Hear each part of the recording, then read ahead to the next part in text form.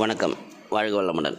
அழகு குறிப்புகள் பற்றி படிக்கும்போது வீட்டில் உள்ள பொருள்களை வைத்தே, அதாவது அந்த காலத்தில் நம்ம பாட்டிமார்கள் சொல்லிக் கொடுத்த சில குறிப்புகள்.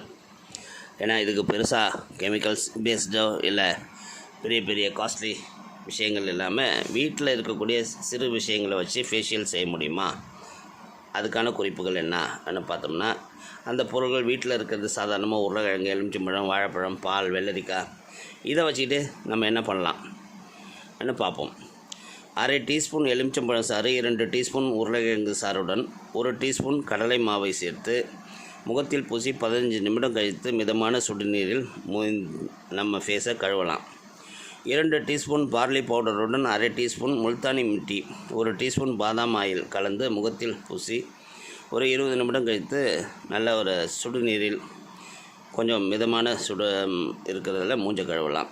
ஆரஞ்சு மற்றும் எலுமிச்சம் சாறை தலா 2 டீஸ்பூன் எடுத்து கெட்டியான தயிர் விட்டு பேஸ்டாக்கி முகத்தில் பூசி காய்ந்த பின் முகத்தை கழுவலாம். இந்த 3 முறைகளையும் ஒன்று மாற்றி ஒன்று செய்து கொள்ளும்போது எந்த பக்க விளைவுகளும் இல்லாமல் மூஞ்சி அப்படி ஒரு பொலிவுடன் ஜொலித்து கொண்டு இருக்கும்.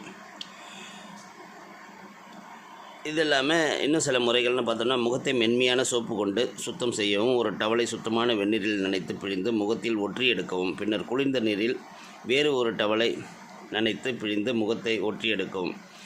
இதுபோல் மாற்றி மாற்றி 3 முறை செய்யவும். இது மூஞ்சில் இருக்கிற அடைப்பட்ட துவாரங்களை சுத்தம் செய்வதோடு முகத்தை டீப் கிளீனிங் செய்வதற்கும் உதவியாக இருக்கும். வாரம் 2 முறை இப்படி செய்யும்போது எண்ணெய் பசை, பிம்பிள்ஸ் எதுவும் இல்லாமல் முகம் மென்மையாக இருக்கும்.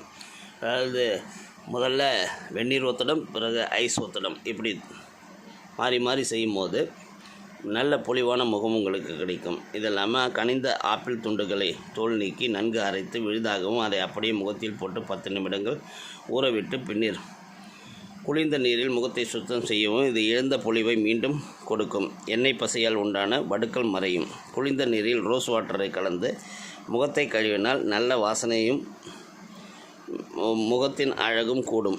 வேர்வை வராமல் தடுக்கவும் செய்யலாம். வெயில் காலங்களில் தினமும் இவ்வாறு செய்தால் சருமம் வெயிலின் தாக்கத்திலிருந்து விடுபட்டு குளிர்ச்சியாக இருக்கும்.